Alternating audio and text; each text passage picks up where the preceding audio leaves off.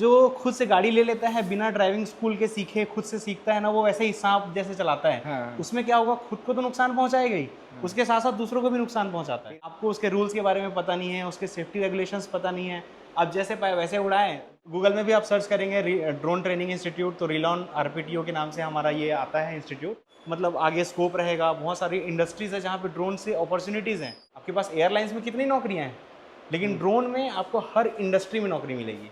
जैसे पेट्रोल वेट्रोल की फैक्ट्री वगैरह होती है, उसके ऊपर गिर गया तो वो पूरा ब्लास्ट कर सकता है, इतना मतलब खतरनाक हो सकता है।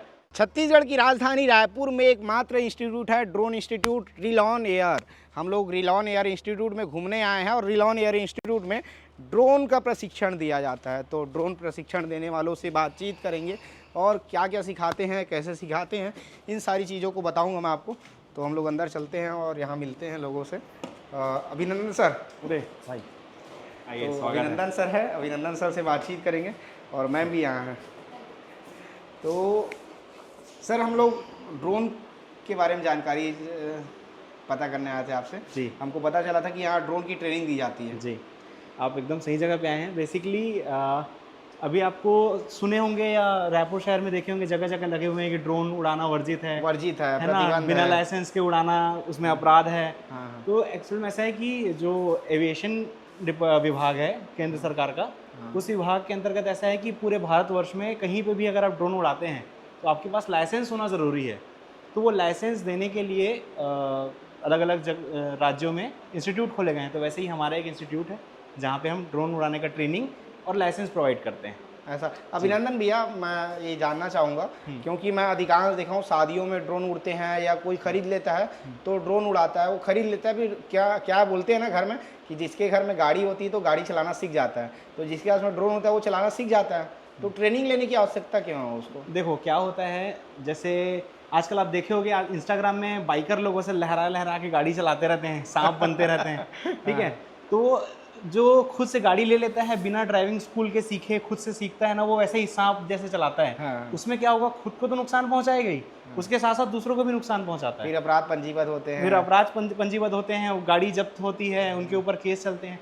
तो सेम सिचुएशन ड्रोन के साथ भी है। आप ड्रोन खरीद लिए, खुद से उड़ाने लगे, आपको उसके रूल्स के बारे में पता नहीं है, उसके सेफ्टी रेगुलेशंस पता नहीं है, आप जैसे पाए वैसे उड़ाएं। देखोगे कुछ इवेंट्स होते हैं वहाँ पे ड्रोन क्रैश हो गया, किसी घर में गिर गया, वो वरमाला लटका के उड़ा रहे हैं, दूल्हा की मुंडी में जाके ड्रोन पड़ गया, तो ऐसी चीज़ें होने लगती हैं।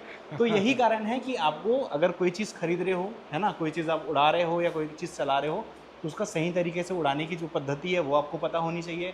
उसके अलावा उसका जो लाइसेंसिंग की प्रक्रिया है, उसका रजिस्ट्रेशन की प्रक्रिया है, वो भी करनी चाहिए। तो यदि किसी को ड्रोन सीखना है कि ड्रोन की ट्रेनिंग चाहिए, ड्रोन का लाइसेंस चाहिए, तो रिलॉन एयर तक कैसे पहुंचेगा? इसका ऐसा है कि हमारा जो संस्था है वो रायपुर के एकदम सेंटर में है। आप टाटीबंध और रायपुरा के बीच में और रोड के एकदम नज़दीक है। यहाँ पे आप जैसे कि गूगल में भी आप सर्च करेंगे ड्रोन ट्रेनिंग इंस्टीट्यूट, तो रिलॉन आरपीटीओ के नाम से हमारा ये आता है इंस्टीट्यूट।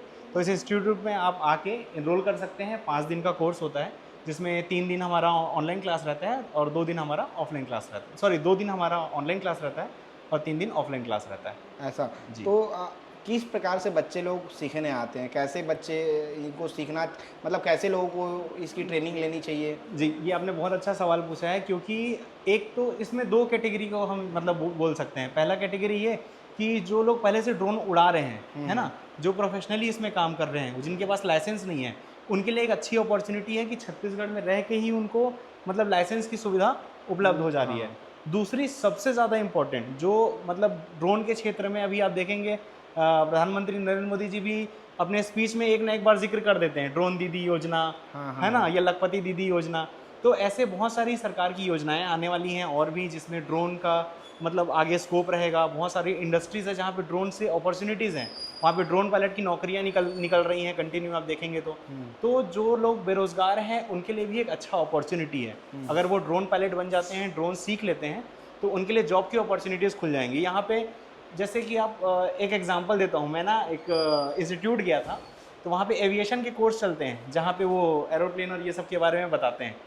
तो वो बोले कि एरोप्लेन के जो कोर्सेज़ हैं और इसके कोर्सेज़ हैं, ड्रोन के कोर्सेज़, उसमें क्या डिफरेंस है।